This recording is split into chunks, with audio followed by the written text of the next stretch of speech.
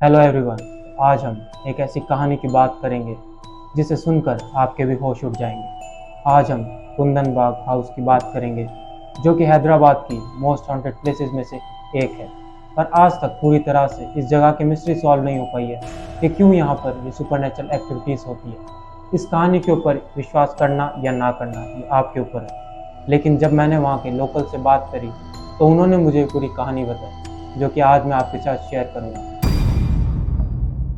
ये कहानी शुरू होती है 2002 में एक चोर से, जिसका नाम था मोहम्मद साजिद। उसकी नज़र थी इस घर के ऊपर, क्योंकि ये घर पॉश एरिया में लोकेटेड था। तो उसे लग रहा था कि इस घर से बहुत सारा सामान मिल सकता है चोरी करने के लिए।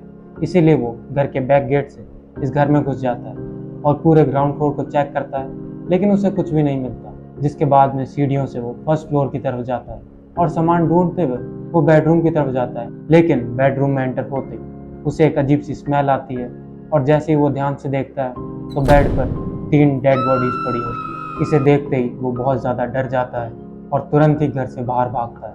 लेकिन अब उसे डर था कि कहीं इस खून का इल्ज़ाम भी उसके ऊपर ही ना आ जाए, इसीलिए वो तुरंत ही पुलिस स्टेशन जाता है कंप्लेन करने। लेकिन इसकी बात सुनते ही पुलिस को भी उसके ऊपर ही शक होता है, जिसके बाद में पुलिस की टीम साजिद के साथ उसी घर पहुंच जाती है और उन तीनों डेड बॉडीज को फॉरेंसिक जांच के लिए भेजती है। पुलिस सोच रही थी कि ये मौत 3 से 4 दिन पहले हुई है, लेकिन जब फॉरेंसिक की रिपोर्ट आती है तो पुलिस भी चौंक जाती है, क्योंकि ये मौत हुई थी 3 महीने पहले। इस इंफॉर्मेशन को बैक करने के लिए पुलिस को उनके घर से जो लास्ट न्यूज़पेपर मिला वो था 21 जून 2002 का, जिसके बाद में क्लेम किया गया पुलिस की टीम और फॉरेंसिक टीम के द्वारा कि ये जो मौत हुई है ये 21 जून के आसपास हुई है। लेकिन अभी तक इनकी मौत का क्या मोटिव था वो किसी को भी पता नहीं चला। बस रिपोर्ट्स में यह आया कि ये जो मौत है ये पॉइजन लेने की वजह से हुई है। इन्वेस्टिगेशन के दौरान पुलिस को उस घर से कुछ काले जादू की चीज़ें भी मिलती है। अब पुलिस ने आसपास के लोगों से पूछताछ करनी शुरू की, लेकिन उनके जो पड़ोसी थे उनको यकीन ही नहीं हुआ कि इनकी मौत 3 महीने पहले कैसे हो सकती है, क्योंकि कुछ लोगों ने बताया कि हमने तो इन्हें कल परसों ही देखा है, और एक इंसान ने बताया कि मैंने तो इन्हें कल रात ही छत पर घूमते हुए देखा है। अब पुलिस को भी डर लगने लग गया कि ये कैसे हो सकता है, जिसकी मौत 3 महीने पहले हो चुकी हो उसे लोगों ने कल परसों देखा। अब पुलिस ने पूछा कि इस घर में कौन रहते थे, तो लोगों ने बताया कि इस घर में 3 लोग रहते थे, एक माँ और 2 बेटियाँ, और इन तीनों का ही बर्ताव थोड़ा सा अजीब था।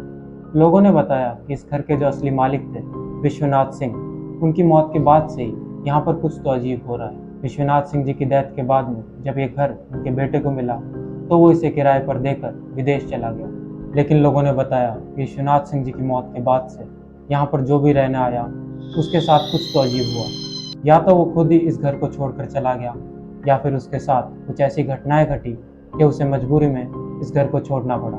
लेकिन उसके बाद एक कपल इस घर में रहने आया, जिनकी नई नई शादी हुई थी, और कुछ टाइम बाद उनकी 2 बेटियां भी हो गई। लेकिन धीरे धीरे उस पत्नी की दिमाग की हालत खराब होने लगी, जिसके बाद में उसके पति ने उसे डाइवोर्स दे दिया और दोनों बेटियों के साथ उसे इसी घर में छोड़कर चला गया।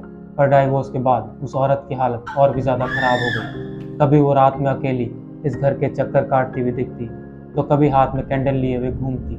वो हमेशा अपने मन ही मन कुछ तो मंत्र बोलती हुई दिखती, और कभी कभी तो उसकी बेटियों के हाथ में खून भी देखने को मिलता।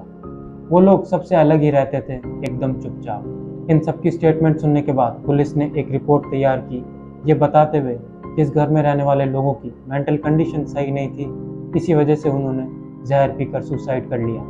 जिस पर सभी पड़ोसियों ने ऑब्जेक्शन भी किया, लेकिन फिर इसी रिपोर्ट को फाइनल किया गया और इस घर को बंद कर दिया गया। पर कुछ टाइम बाद एक कंस्ट्रक्शन कंपनी ने इस घर को खरीद लिया, और उन्होंने सोचा कि इस जगह पर एक नई बिल्डिंग बनाई जाए और उसे बेचा जाए। उन्होंने पूरा प्लान तैयार किया और कंस्ट्रक्शन शुरू किया। लेकिन इस घर को तोड़ने से पहले जो इंजीनियर्स वहाँ पर काम कर रहे थे उनके साथ कुछ अजीब घटनाएं घटनी शुरू हो गई, और एक इंजीनियर की तो हालत इतनी ज़्यादा ख़राब हो गई कि उसे हॉस्पिटल में एडमिट कराना पड़ा। और जब वो इंजीनियर्स और वर्कर्स रात को वहाँ पर रुके हुए थे तो उन्हें दीवार पर कुछ अजीब से सिंबल्स देखने को मिले, और उन्हें देखते ही वो सभी लोग वहाँ से भाग गए। जिसके बाद में इस कंस्ट्रक्शन को रोक दिया गया, और उसके बाद से लेकर आज तक उस जगह पर कोई भी कंस्ट्रक्शन नहीं किया गया। आज की डेट में इस जगह पर कई सारे टूरिस्ट जाते हैं जिन्हें गोस्ट रिलेटेड प्लेसेस देखने का शौक होता है। लेकिन अभी तक कुछ भी फिक्स नहीं हुआ कि यहाँ पर ये सब चीज़ें क्यों होती है।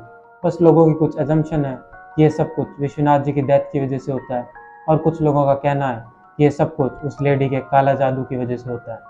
मेरे अकॉर्डिंग अगर इतने सारे लोग ये बात बोल रहे हैं तो वहाँ पर ज़रूर कुछ तो होगा। Thank you everyone for watching my video.